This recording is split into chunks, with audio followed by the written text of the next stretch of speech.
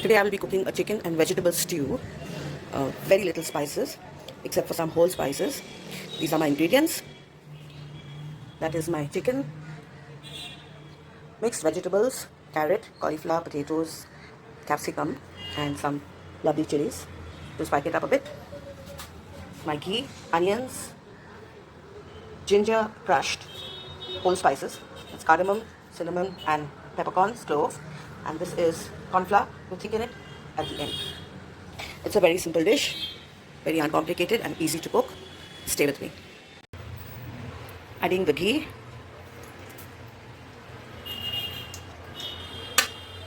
To the ghee, I will add the onions to fry till a nice golden brown. I will add the whole spices also.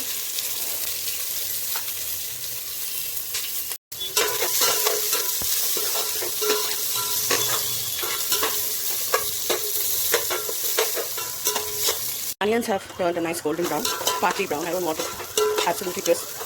And at this point, I will add the salt. It's a very soupy dish, so a little extra salt, if you're a salt eater, will do.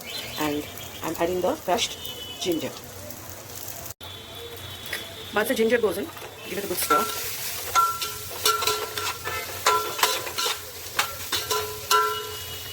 Yes, I will add sugar a little later, but just a dot because it can change up the taste of the stew otherwise. My chicken is ready to go in. That's the chicken, partly deboned, partly on the bone, because for stew you kind of need some bony parts, otherwise you will not get the stock for the soup. It tastes very lean, for the choice of no other word. I'm searing the chicken a little bit so that it will remain moist. But when chicken is cooked on a very, very slow fire, it does stay moist. And if it's cooked on a high fire and just boiled, the meat kind of dries out and it doesn't taste that good.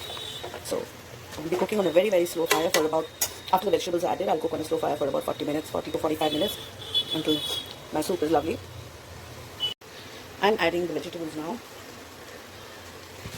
And then I will add a lot of water for it to boil. But there are several ways of killing a cat, and there are several ways of cooking a stew.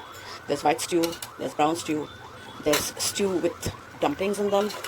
My family kind of doesn't like the dumpling thing, so I cannot make it. So I'm just going with a regular chicken and vegetable stew.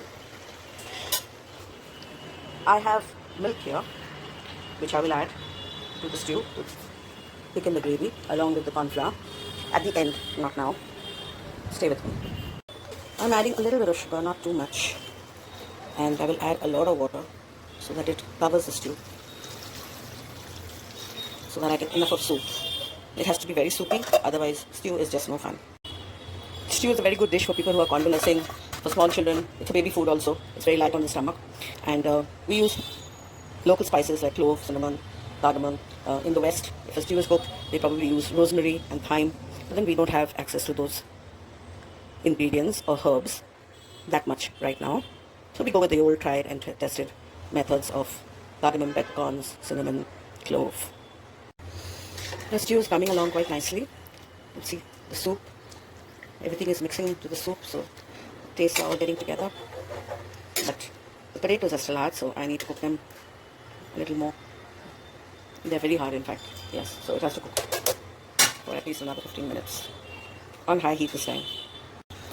The chicken and the vegetables are all cooked now. And I will lower the fire and I will add milk.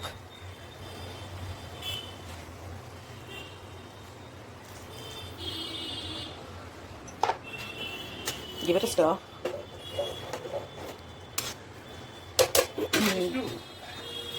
And now I will add the corn flour mixed with water. And keep it on the slow fire again for at least another 5 or 10 minutes.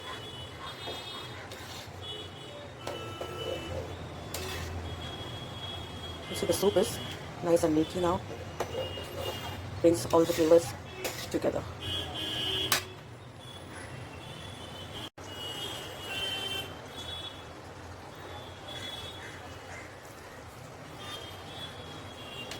So my stew is ready to be eaten. Beautiful.